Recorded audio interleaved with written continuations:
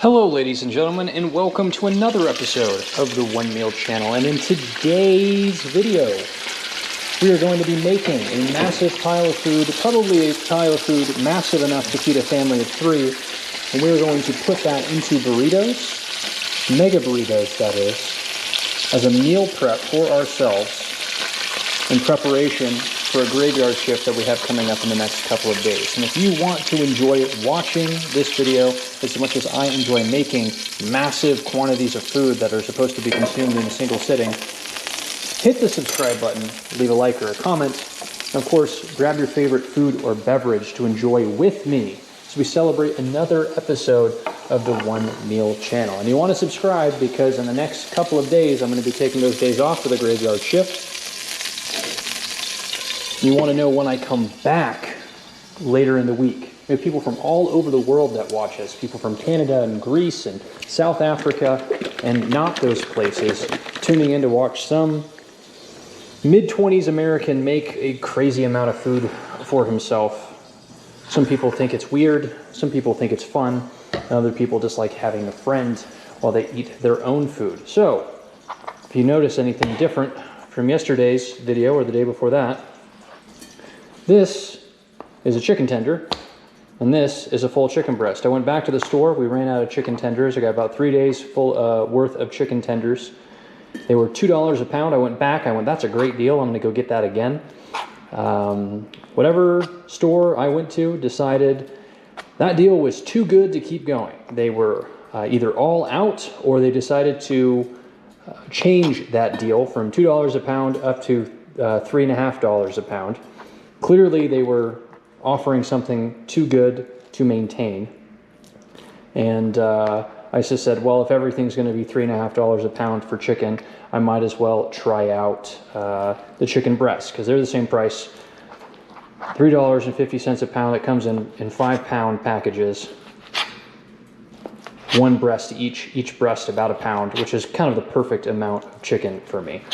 I've quite enjoyed having fresh chicken that we cook up in our pan in our coconut oil after we cook up our eggs.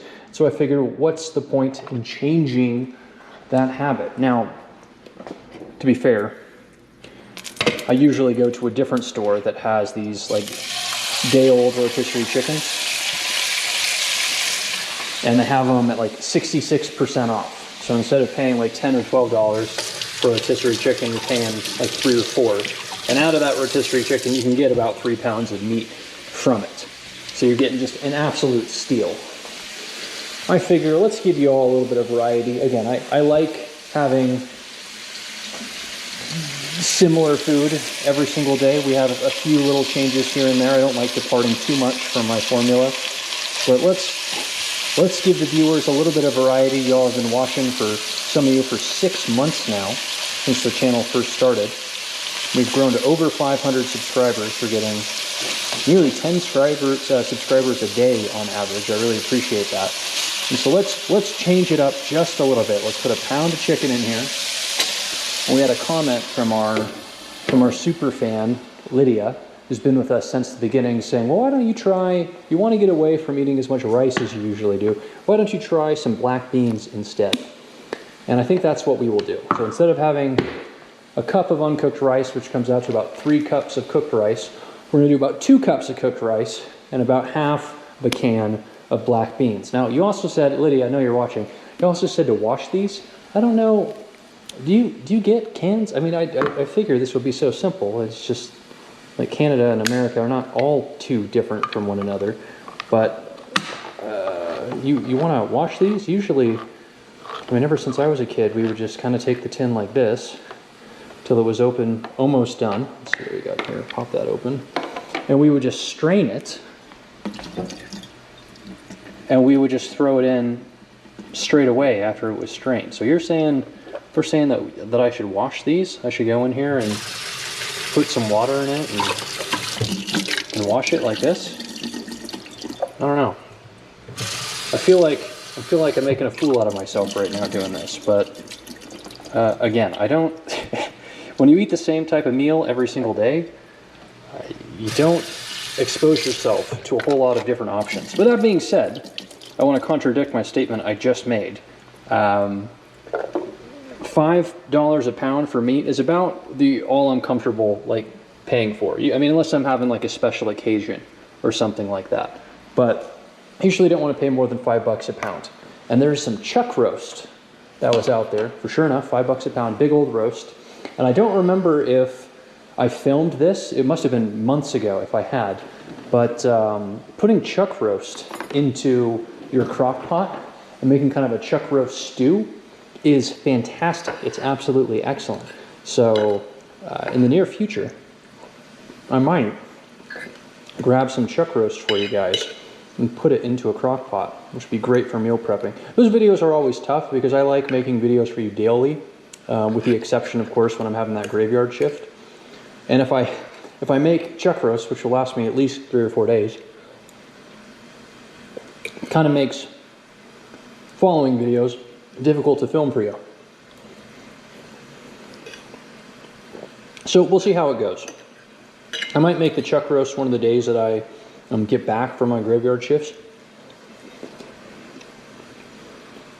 And then we'll have a couple of days of meal prepping for the graveyard shift at the end of the following week.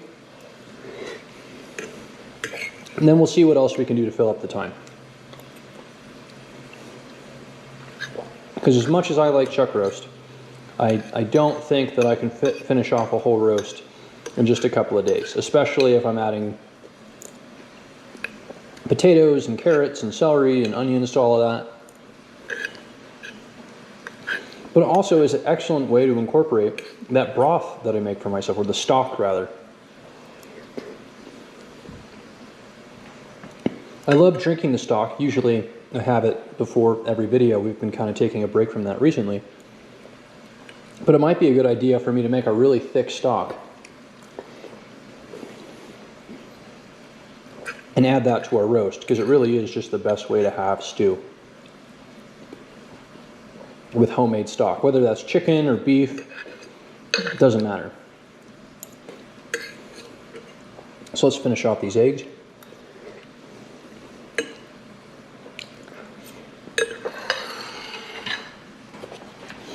And wash our cutting board, because we have some vegetables to cook up.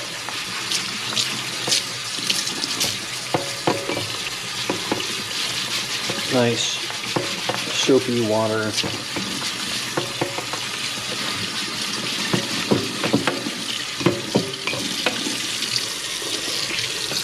So I'm not sure what the weather has been like for you.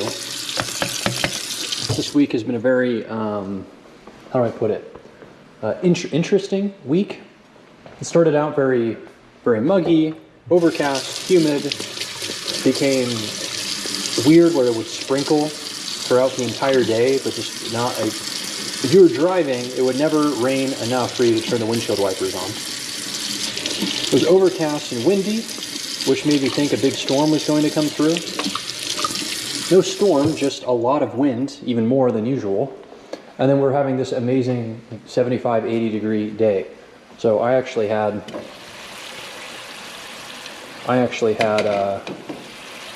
my hoodie on earlier. And then I went out to get the mail and I realized, oh yeah, no need for the hoodie. It's absolutely scorching out here. So I have all of the windows open right now. Right now the neighbors are getting a little bit of the One Meal channel as well. I think after doing this for as many months as I have, I'm pretty sure that they're aware that around 5 or 6 o'clock every day, I'm in here talking to myself.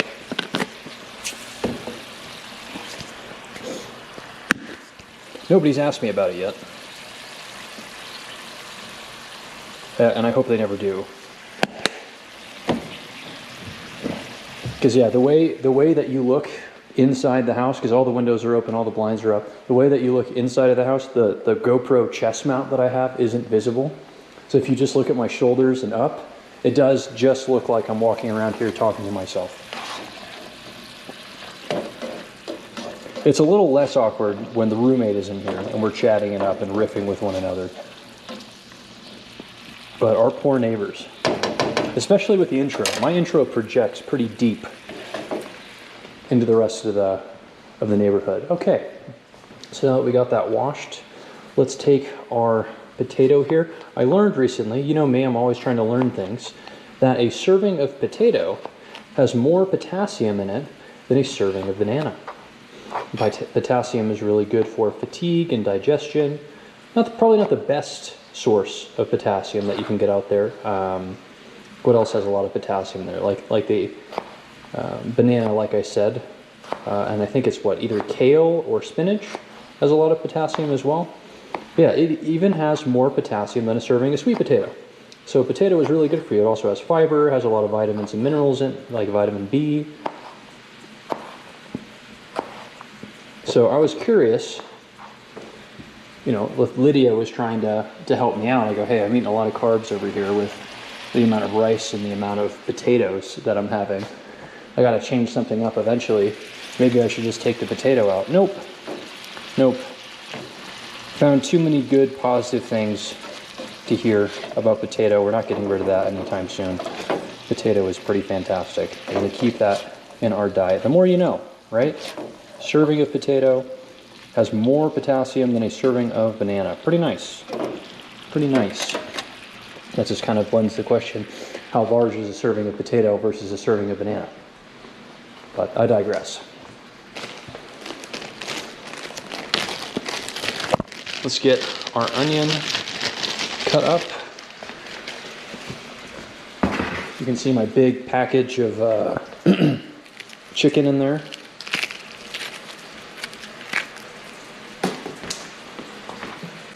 What I did is that we have 5 chicken breasts. I took one out, obviously, and cut it up and put it into our meal today. I took 3 and put them in the freezer in their own little baggies. I took 1, put it in the refrigerator, which I will use for food tomorrow. Yep. Now that I think about it, I might actually throw all of it in the freezer because I don't think I'll have time to cook anything up tomorrow. Alright, so I don't know if you noticed, I left the lid on the chicken a little bit longer than I thought I did. And so all of that moisture that came out of the chicken stayed inside of the pan.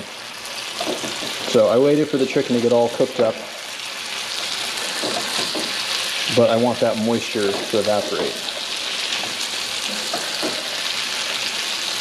We turn the heat up on the pan. I think this is our second largest burner. Let's check it real quick. No, this is our largest burner, so this gets a lot of heat to it. We've turned the heat up. Most of that liquid is just the coconut oil that I have, but it's mixed with the chicken.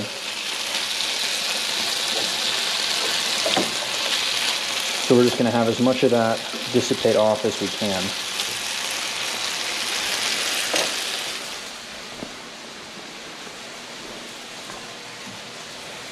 Yeah, I think I'm going to just put in about half a can of beans right now and see what we can do there.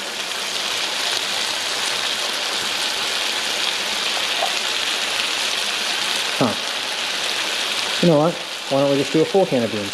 I put like 3/4 of it in. We're going to do a full can of beans. So let's look at this.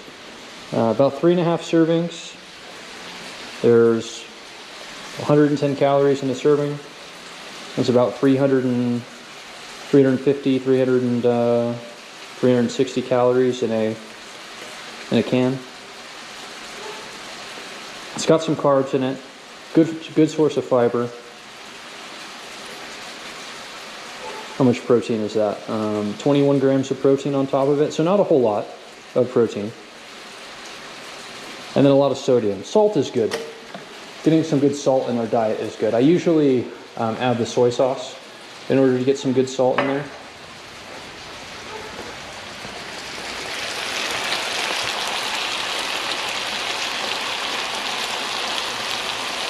And I think to supplement all of this, since I did use the whole can, I'm just going to put in half of the rice that we have. Just half. Now these beans have some moisture.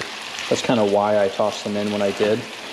Because I have this really high heat and it's just time to burn off as much of that moisture as possible. before we put the rice in. The rice will do some good in absorbing that moisture, but we don't actually want that because we're going to be putting it into a burrito.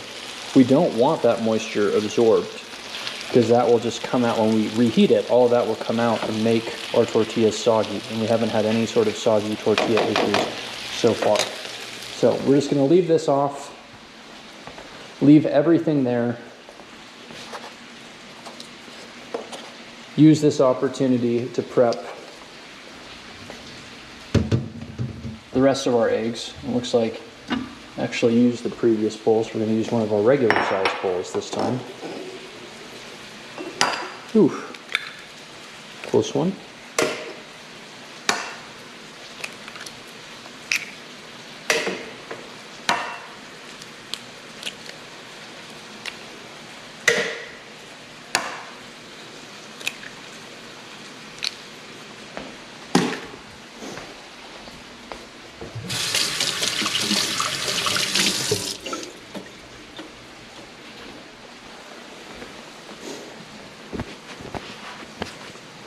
You guys don't mind if I use my previous egg fork, do you? I'm just cooking for myself here. We get a little bit of freedom.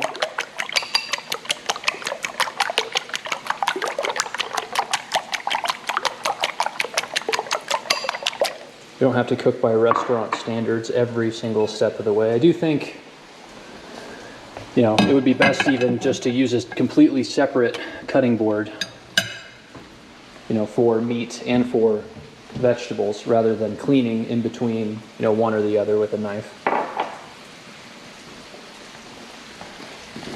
But running boiling hot soap water on it, I think is good enough. I think we'll be okay. Funny story, I actually worked at a, just temporarily, it was mostly like volunteer work, at like this Jewish nursing home. It was a Jewish nursing home in one of the big cities I used to live in. And they have two completely separate kitchens because in their culture, meat and dairy cannot come in contact with each other. So they don't have any meat or dairy in the same meal. And it goes as far where like they don't even cook meat and dairy in the same kitchen with one another. Each kitchen has its own cooking utensils. Each kitchen has its own plates. So no plate that ever has a piece of cheese on it will ever have a piece of meat come in contact with it, no matter how much they wash it. And no, I don't know basically anything deeper than that or the meaning why. But regardless, it was just interesting to go from like more of a traditional kitchen that I worked in when I was a teenager, where, you know, you're making burgers and you're making chicken wraps, putting cheese on everything, pizzas, like of course pizza, cheese and meat on every pizza that we sent out the kitchen. And then going into this, talking about my background and then going in and working with this little nursing home. Big change of pace. But I like seeing I just like seeing how different people do different things. It's not really about their background or religion or culture. It's just like I like seeing how people do different things. That's why I ask all of you questions about how you do things and different suggestions. That's why we're cooking with the beans right now. And a big part of that is just being willing to make mistakes. You can do that in the comfort of your own home. You can't make mistakes when you're out volunteering in a group where having meat and cheese together is against their religion. Not a good place to make mistakes there, which I didn't, by the way. But since I'm in the comfort of my own home, we can make mistakes. I can cook these beans, and maybe Lydia, you'll look at this and you'll go, "Hey, Nathan, you screwed up. This is not this is not a good way of doing things." And if that's the case, so what? Got to be willing to try. One of the biggest strengths that you can develop as an individual, no matter what age you are, because I was taught this by someone much older than me, is the ability to not get embarrassed. And I don't mean getting embarrassed and doing things anyway. I mean literally just do not get embarrassed. I haven't perfected that yet, but when I was in high school, it was very easy for me to get embarrassed, as I'm sure it was for most high schoolers. But now as an adult, especially with like a career working in sales, you kind of have to deal with rejection all the time. And I always kind of reframe the idea of rejection as more so the idea of like being embarrassed. You know, going and putting yourself out there, trying to help someone with something, trying to give some advice, and then being rejected is kind of embarrassing, right? It's certainly not gratifying. So for some people, rejection is something that really motivates them, and they like it being framed specifically that way. I reframe rejection to be like, it can make you feel embarrassed. And so if you are rejected and then you don't feel embarrassed afterwards, it encourages you to continue and do your job. Keep making your calls, keep moving forward, and doing the best that you can to fulfill your job duties to the fullest of your ability. I've seen people with much larger channels than mine. They'll be larger. I mean, even if I keep making videos every single day for the rest of my life, those channels will always be larger than this one that I have now. And if they grow, I think more so what I'm getting at is their channels grew really, really fast. And they weren't able to deal with the feeling of embarrassment being in the public eye. You know, you and I who are watching this, we're kind of like a little secret, right? Nobody knows who I am. I don't know who you are. I'm just some guy on the internet cooking a food and talking in a long form manner. It's kind of like just a little small group, right? Not everybody knows about it. It's a little secret. You're part of the original 500. But say this channel was like 20,000. I wouldn't be a public figure, but there would just be more people that kind of knew some more things about me, and any time that I said something or made a mistake, more people would see it, right? That's more the thing. So if you have a large channel, more people see every time that you mess up. And channels that get big really, really quickly, they don't have time to adjust to like dealing with embarrassment. And so I've seen them like get really defensive. I think you've seen it too if you follow what goes on in the internet space. They get really defensive. They pretend like everything that they do is perfect, or they get really self-conscious, and they like just think that apologizing to everyone is the right thing to do. My hope is as this channel grows, I can just be responsible for myself and my actions. So I want to continue just having open, free conversations like I do with you guys. Just having fun, making food, being silly. And also, you know, when inevitably stuff comes up where the things that I say are questioned or the things that I do are questioned, whether it's, you know, small or large, that I just have the maturity to deal with that accordingly and just not be embarrassed. So I feel like that's a responsibility that I should have for myself, as well as to all of you, and frankly, just to everybody else in my life, like in my personal life.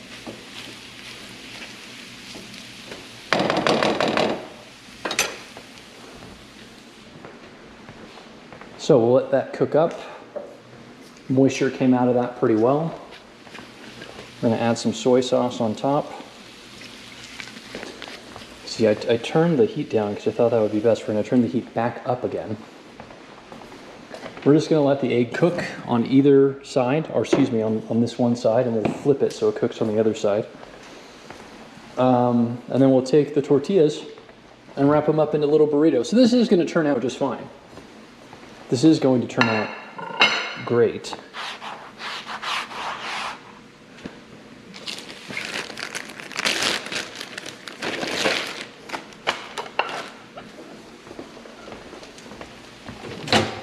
So Lydia, I'm looking for pointers now. I'll be looking in the comment section to see how I did. I think we're going to be fine where we're not going to have too much moisture in there. I think we did a good job of cutting back on the rice. If we're doing half the rice, then that means we're taking away about 500 calories of what we usually have. And if we're adding the beans, the whole can of beans, it's about, like what, around 400 calories back. So we're not quite equaling everything out, but it's a good substitute. It is a good substitute for one another.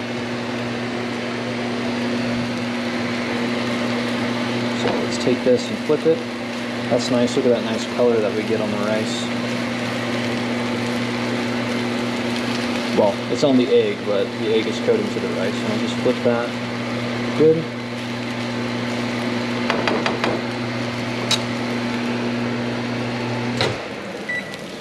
put this tortilla in for about a minute so that it does not crack and break under the weight of us contorting it in a bunch of crazy ways. Oh shoot, it's very hot, very hot.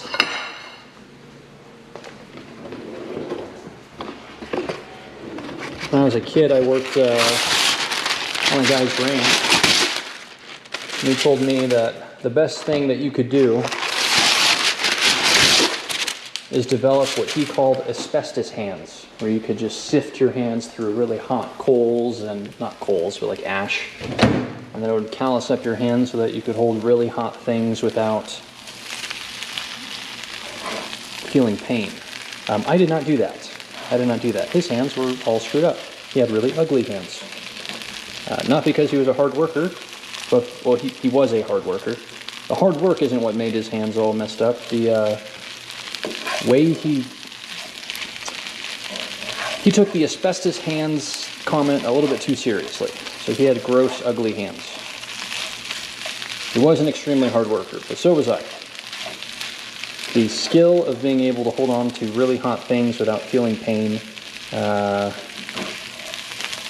don't know, I'll leave the skill set to him. Clearly, it was still causing damage to the human body. He might not have felt the pain, but his body was all sorts of screwed up. So, I think this looks good. We have our beans in here now. I have told people in the past that I don't really eat a whole lot of cheese. I'm not lactose intolerant, just don't eat cheese. Don't drink milk.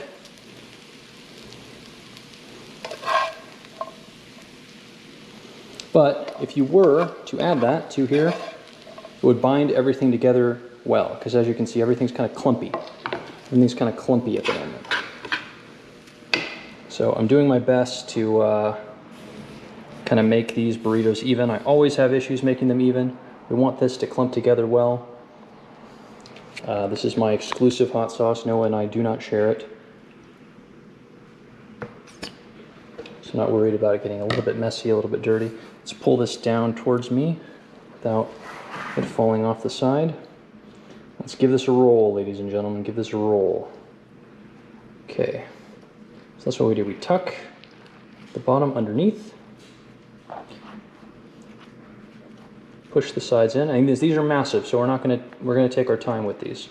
I'm gonna flip this over one another like that. This side has a little bit more freedom to it. You want to push the sides in as far as we can and roll it on top of each other. Look at that. Look at that, really nice and hot. Hot, like I said. Asbestos hands would come in handy. But, you know, I like my hands. I have very average looking hands. Let's keep it that way. Perfect. And let's give this a little wrap. Little wrap and roll. There we go, one roll. Fold. It's like wrapping a burrito in another burrito. Roll it in on itself. If you want to clean that up, take a little piece of scissors and do that. Again, I'm making this for myself. I'm not making this to impress anybody. So, and again, I got so engrossed in what I was doing, I forgot to heat up yet another tortilla.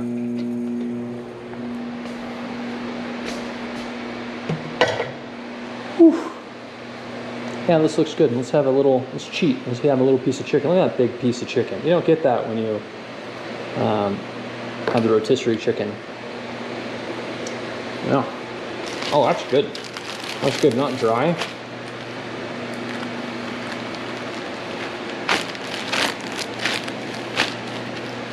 Oh, that's so good. That's so good, you wouldn't believe. You wouldn't believe. Perfect. Well, hey, I'm not signing off just yet. But as a reminder, like I said, graveyard shift is tomorrow.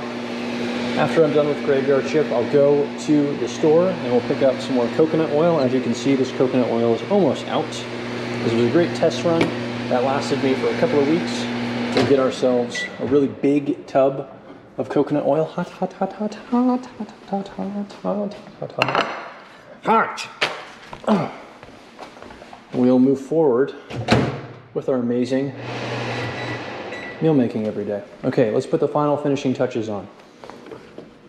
Again, for those of you who stuck around, who are new to the channel, you haven't yet subscribed, this is going to be my last. I do work in sales. I gotta pitch you, right? I gotta sell you on this. If you aren't convinced to subscribe yet, just stick around because we are going to weigh our food at the end. When I say that this is enough food to feed a family of 3, just a meal, right? Just a single meal. It's not going to feed a family of 3 for a whole day, but this is just a single meal. Let me show you. Let me show you what I mean. So let's wrap this up, literally. Let's finish up and wrap this up, and let's weigh our tortillas, weigh our burritos with one another. And I'll prove to you. If you have a family of 3, we had a commenter on one of the shorts that came out recently that said family of 3 more like family of 7. Okay, all right. How don't you decide for yourself how many family members these burritos could make? So this burrito feels a heck of a lot lighter than the other one. That's going to roll up way easier. I think I'm going to consistently have issues getting evenly distributed burritos. I have one burrito that's super massive and another burrito that's normal. Yeah, that actually, this burrito right here almost looks normal now, doesn't it? So, let's get our handy dandy measurement tool out and our American measurement system of bald eagles to hamburgers. Perfect, and this is 1 bald eagle and 63 hamburgers. All right, 1.62 pounds on that. 1.62 pound burrito. I mean, minus the wrap. I don't think the wrap weighs that much. And this looks significantly smaller. It is, oh my goodness, it is significantly smaller. 1.39, so almost 1.4. That's almost exactly 3 pounds. That's a little bit more than 3 pounds total, which is good, which is absolutely good. 3 pounds of burritos are excellent. So, as you can see, I have made an absolute mess for myself. The trash needs to be taken out and the dishes need to be done. Not to mention that we have a bunch of clean dishes in here that need to be put away. But anyway, that has been 5 straight days of uploads, followed by a 2-day break for me. I appreciate all of you from watching. If you want to go back and watch some of the old videos so you have something to look at while you're eating in the 2 days that I'm off, go ahead and look at the playlist that we have on our channel page. So I appreciate all of you. Like and subscribe. I will be back here in a couple of days. Appreciate it. Bye.